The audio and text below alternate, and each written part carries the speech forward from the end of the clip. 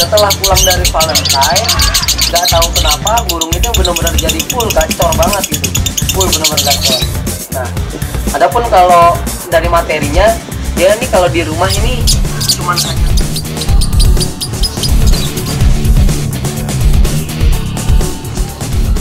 awalnya nyari materi yang udah suaranya benar-benar enak ya bang. Yang kedua proses karantina jantan semua.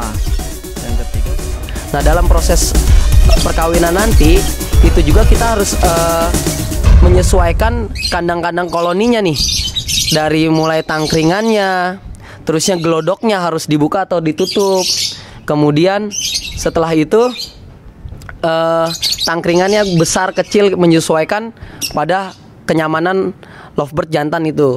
Nah kalau misalnya dia udah menyesuaikan di kandang koloni ya, baru kita cari betinanya yang benar-benar cocok pada jantan yang sudah kelihatan nih materinya, karakternya untuk kita konsletkan.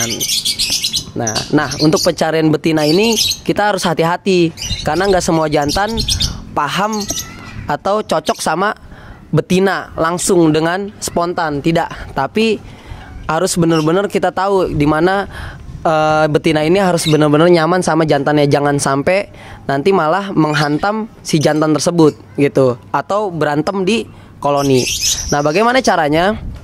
Caranya yaitu boleh langsung dimasukkan dan boleh juga kita jejerkan penyesuaian. Itu bebas, masing-masing treatment silakan, boleh seperti itu. Kalau misalnya sudah nyaman, sudah benar-benar kelihatan, baru proses isolasi yang tadi Om Baron bilang, penggacoran, penyesuaian, dimana di tempat sepi itu dia benar-benar sudah benar-benar ada di titik top performnya, yaitu konslet. Tapi setelah udah dapat pasangan itu, kita biasanya taruh di ruangan khusus yang dimana tidak ada burung lain di situ, jadi nyaman dia dan tidak terganggu pada manusia. Nah tahap selanjutnya proses untuk mencari betina.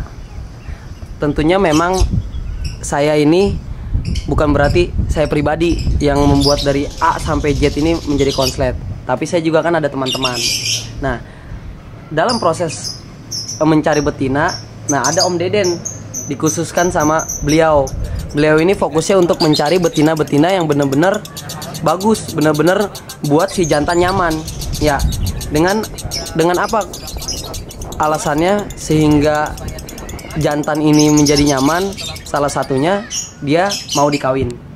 Kemudian dia tidak galak pada si jantan, karena kan kalau si jantan digalakin, jantan tuh sulit untuk mengawinkan si betina tersebut gitu.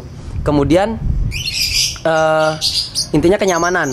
Kalau misalnya jantannya sudah nyaman sama betinanya, barulah kita bisa pada treatment tahap-tahap selanjutnya. Artinya dia sudah benar-benar nyaman gitu. Dia sudah benar-benar bisa lah dikawinkan. Ibarat kalau manusia bilang tuh lenje lah, lenje si betinanya gitu. Kalau misalnya sudah benar-benar nyaman, maka kita berhasil dalam mencari betina. Nah, kemudian setelah betina sudah nyaman, jantan pun sudah nyaman, saling meloloh dengan indikasi saling meloloh, saling kasih sayang lah kalau bahasa manusianya, saling kasih sayang, saling nyaman, saling kejar-kejaran yang bukan berantem. Nah, itu artinya kita sudah berhasil mencari betina yang baik. Nah, tahap selanjutnya dalam proses pengkonsletan burung-burung kami ini, saya tidak pernah menerapkan tentang jemur matahari. Karena apa? Biasanya jantan itu lebih cepat atau lebih dominan untuk birahi ketika kena panas gitu. Fokusnya itu berat ya, tahan dulu ya. Santai aja terus, Berhenti gak nih? Enggak usah, lanjut aja terus. Nah, tahapan selanjutnya setelah betinanya nyaman itu kita nggak pakai jemur ya. Intinya kita nggak pakai proses penjemuran. Karena apa? Karena biasanya jantan ketika dijemur itu dia naik birahinya cepet. Justru kita pinginnya si jantan ini nggak ada poin-poin faktornya, nggak ada. Kita pinginnya tuh dia bener-bener hilang faktornya. Dengan cara apa? Ya salah satunya saya tidak menggunakan jemur. Bahkan di tempat pengondisian kita dalam mencetak burung konslet ini, saya ini membuat ventilasi yang bener-bener langsung alam itu atau angin itu langsung bener-bener masuk ke kandang-kandang koloni tersebut gitu. Jadi bener-bener alami, bener-bener natural, dimana udara dingin di Bandung itu benar-benar meresap kepada si jantan tersebut. Sehingga kalau misal memang dia sudah penyesuaian dingin, maka dia akan dominan ingin kawin gitu. Barulah kalau misalnya sudah seperti itu, kita tunggu prosesnya. Insya Allah pasti ada perubahan untuk menjadi konslet.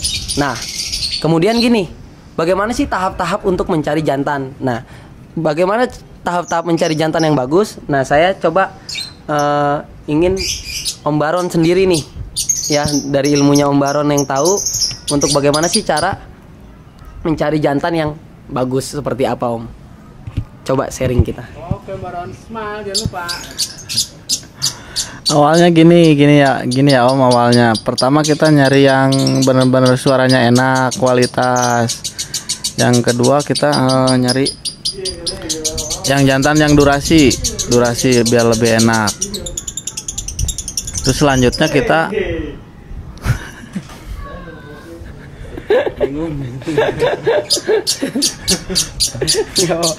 Selanjutnya kita nanti potong. Lanjut terus. bahan Pencarian jantan. pencarian Mengenal ini ciri-ciri bagaimana sih jantan itu? ciri-ciri jantan yang enak biasanya kedengaran dari suaranya Om. Suaranya udah benar-benar beda dari yang lain. Misalkan dari nggak ada gimana ya, biasanya nadanya udah nada rendah semuanya Om. Yang kita cari nada rendah. Terus yang beda dari yang lain,